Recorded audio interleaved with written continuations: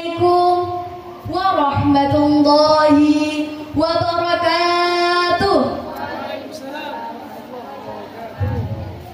Bismillahirrahmanirrahim. Alhamdulillahilladzi an'ama 'alaina bi ni'matil iman wal islam wa nusalli wa nusallimu ala khairil anam Sayyidina Muhammadin wa ala alihi wa sahbihi ajma'in. Amma ba'du. Yang terhormat Dewan Juri yang arif dan bijaksana, hadirin sahabat dai-daiyah dimanapun kalian berada, semoga kita semua tetap dalam lindungan Allah Subhanahu wa Ta'ala. Allahumma amin. Pertama-tama dan yang paling utama, marilah kita panjatkan puja dan puji syukur kehadirat Ilahi Rabbi, Zat yang telah menciptakan langit dan bumi, bulan dan bintang, lautan dan daratan, si cantik dan si buruk rupa, sehingga sempurnalah kehidupan di alam semesta. Kedua kalinya, salawat serta salam semoga senantiasa tercurah limpahkan kepada sang revolusioner dunia, sang pemimpin umat manusia yang menuntun kita dari zaman jahiliyah menuju zaman yang penuh dengan hidayah, yakni ad-dinul Islam wal iman. Beliau adalah sang baginda Rasulullah Muhammad sallallahu alaihi wasallam yang mampu memberikan kita syafaat besok di hari kiamat. Hadirin sahabat dai-daiyah yang dimuliakan oleh Allah, dapat kita saksikan pada zaman ini semakin berkembangnya teknologi, bukannya semakin maju negeri ini, tapi semakin merosotnya moral para generasi. Ditambah lagi dengan kenakalan remaja, suka berfoya-foya, cinta pada narkoba, rindu pada sabu-sabu, dan penikmat segala bentuk maksiat. Oleh karenanya, pada kesempatan kali ini saya akan menyampaikan sebuah dai singkat yang berjudul Moral Remaja di Zaman Milenial. Hadirin rahimakumullah, berbicara mengenai moral remaja merupakan hal yang sangat urgent untuk diperbincangkan.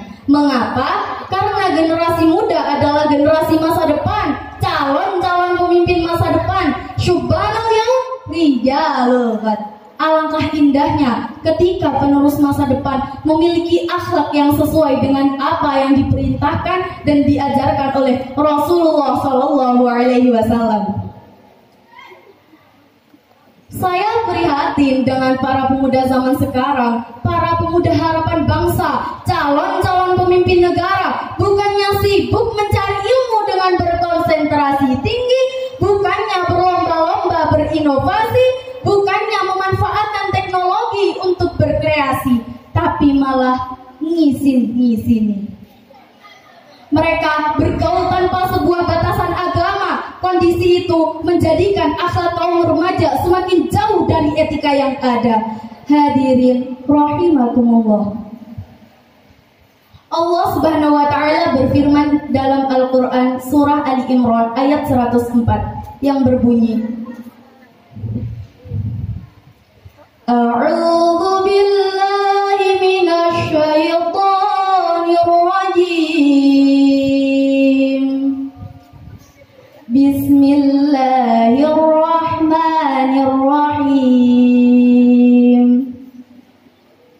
Wal takum minkum ummatun yad'una ilal khairi wa ya'muruna bil ma'ruf wa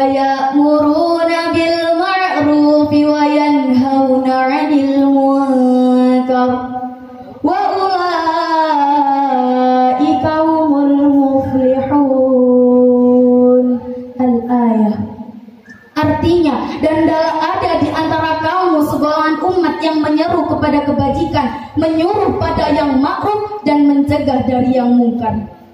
Merekalah orang-orang beruntung. Ayat di atas menjelaskan bahwa hendaklah kita senantiasa mendirikan kewajiban berdakwah, memerintah kebajikan dan melarang keburukan. Bagaimana caranya? Yaitu dengan mengajarkannya, memberi nasihat dan petunjuk baik dengan tangan maupun dengan lisan.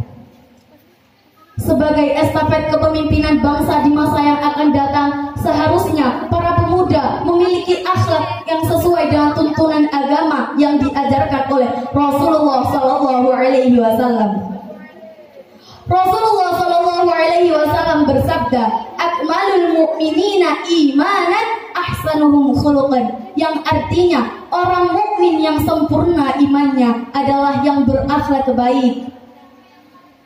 Hadirin, begitu indahnya negeri ini jika dihiasi oleh pemandangan-pemandangan akhlak mulia dari kaum milenial, tanpa ada lagi kasus narkoba, kebut-kebutan, mabuk-mabukan, dan pornografi.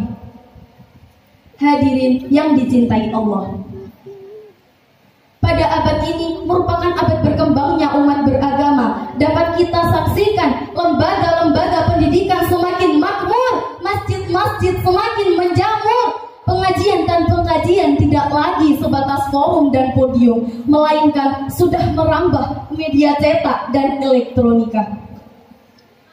Maka dari itu, kita sebagai generasi muda harus bisa memanfaatkan perkembangan zaman dengan sebaik-baiknya, agar tidak tercipta kenakalan remaja dan akhlak tercela. Hadirin rahimakumullah. Lalu bagaimana upaya kita mewujudkan generasi muda untuk kejayaan bangsa? Salah satunya adalah dengan mewujudkan generasi Quran, generasi yang berpedoman dengan membaca, menghafal, memahami, dan mengamalkan Al-Quran dengan seluruh aspek kehidupannya. Rasulullah Shallallahu Alaihi Wasallam berhasil mencetak umat yang kuat akidahnya, baik ibadahnya, bagus akhlaknya, dan tinggi derajatnya hanya dengan Al-Quran.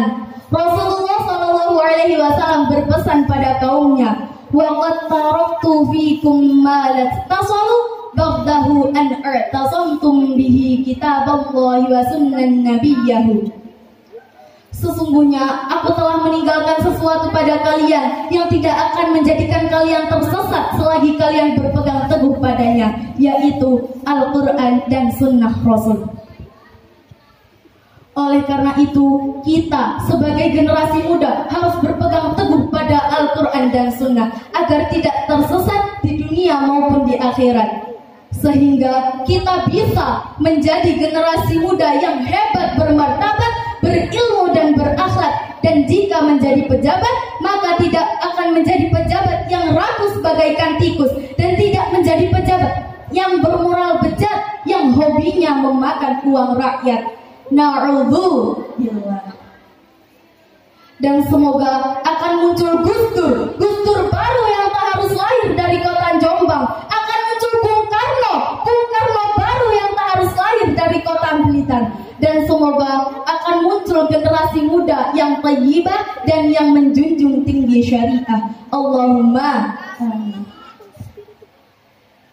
Anak muda zaman sekarang harus pandai dan patuh aturan. Maafkan saya jika ada kesalahan, karena masih proses pembelajaran. Monggo sholatan sareng-sareng. Salatullah salamullah ala Toha Rasulillah. Salatullah salamullah ala Yasin Habibillah. Wabillahi taufiq wal hidayah wa ridha wal inayah. Wassalamu alaikum warahmatullahi wabarakatuh.